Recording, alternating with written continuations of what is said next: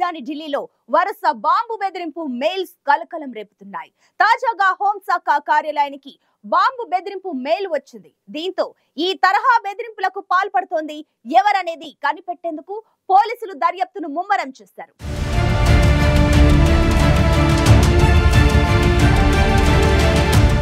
ఢిల్లీ, లక్నోలోని పలు స్కూళ్లకు బాంబు బెదిరింపు మెయిల్ చేసిందెవరు?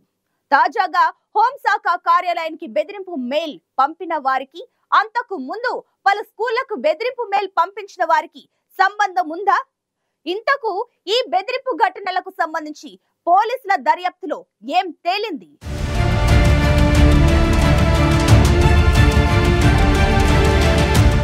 ఒకప్పుడు ఇంటర్నెట్ లేని రోజులు, వ్యవస్థీకృత నేరాలు, ఉగ్రవాదం వంటి దుశ్చర్యలు సుదూర ప్రాంతాల్లో కూర్చుని ప్రణాళికలు రచించి విధ్వంసాలకు పాల్పడేవారు నేరస్తులు. అలాంటి సమయంలో నిఘా వర్గాలకు, దర్యాప్తు సంస్థలకు చిక్కకుండా వివిధ రకాల కమ్యూనికేషన్ సాధనాలను ఉపయోగించేవారు. ఒకవేళ వీరి కమ్యూనికేషన్ను ఎవరైనా పసిగట్టినా దాన్ని డీకోడ్ చేయడం కూడా అంత సులభంగా ఉండేది కాదు.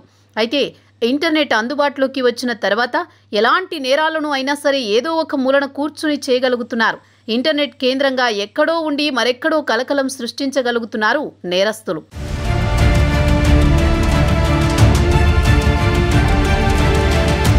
గత కొద్ది రోజులుగా దేశ రాజధాని ఢిల్లీలో వరుస బాంబు బెదిరింపు మెయిల్స్ కలకలం రేపుతున్నాయి. తాజాగా హోంశాఖ కార్యాలయానికి బాంబు బెదిరింపు మెయిల్ వచ్చింది.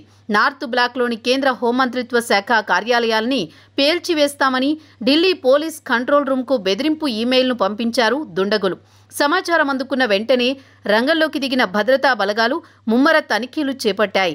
పోలీసులు, అగ్నిమాపక సిబ్బందితో పాటు డాగ్ స్క్వాడ్, బాంబు నిర్వీర్య బృందాలు అక్కడికి చేరుకుని తనిఖీలు చేపట్టగా ఎలాంటి అనుమానిత వస్తువులు కనిపించకపోవడంతో అందరూ ఊపిరి పీల్చుకున్నారు.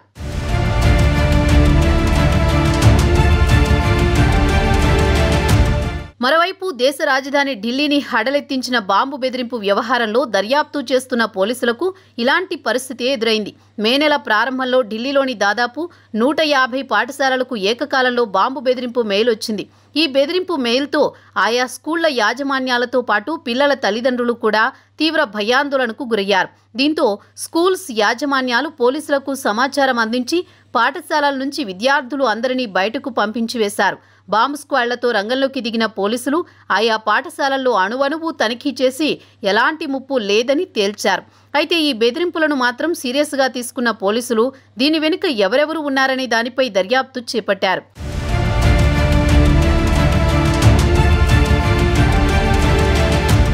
ఢిల్లీలో పాఠశాలలకు బాంబు బెదిరింపు ఈమెయిల్ పంపిందెవరో కనిపెట్టేందుకు పోలీసులు తమ సైబర్ క్రైమ్ విభాగంతో కలిసి దర్యాప్తు చేపట్టారు.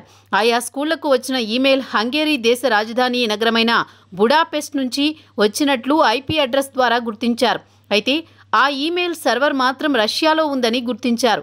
వెంటనే అటు రష్యా, ఇటు హంగేరీ దేశాల పోలీస్ విభాగాలతో సంప్రదింపులు చేపట్టారు.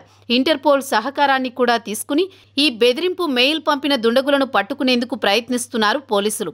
ఈమెయిల్ సర్వర్ సర్వీస్ అందజేస్తున్న mail.ru సంస్థకు కూడా లేఖ రాశారు. కొన్ని సందర్భాల్లో సైబర్ నేరాల్లో ఆరితేరిన నేరగాళ్లు తమ ఐపీ అడ్రస్ను దర్యాప్తు సంస్థలు గుర్తించకుండా ఉండేందుకు ఐపీ మాస్క్ లేదా డైనమిక్ ఐపీ అడ్రస్ వంటి టెక్నిక్ ఉపయోగిస్తూ ఉంటారు. తద్వారా వారు పంపిన సందేశం ఏ ఐపీ అడ్రస్ నుంచి వచ్చిందో తెలుసుకోవడం దర్యాప్తు సంస్థలకు కష్టంగా మారుతుంది.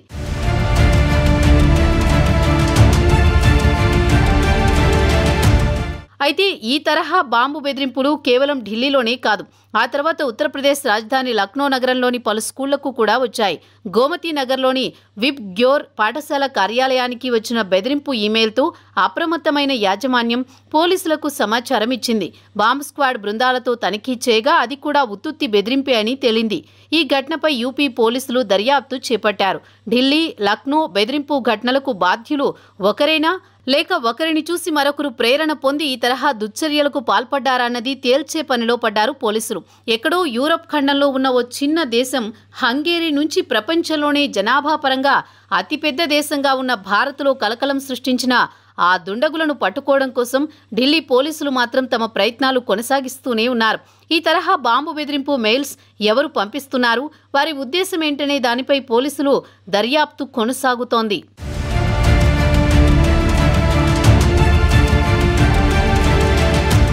ఇటీవల ఢిల్లీ, లక్నో వంటి నగరాల్లోని పలు స్కూళ్లకు బాంబు బెదిరింపు మెయిల్స్ రాగా తాజాగా కేంద్ర హోంశాఖ కార్యాలయానికి కూడా బెదిరింపు మెయిల్ వచ్చింది. దీంతో దీని వెనుక ఎవరున్నారు, వారి ఉద్దేశం ఏంటనేది కనిపెట్టేందుకు పోలీసుల దర్యాప్తు కొనసాగుతోంది.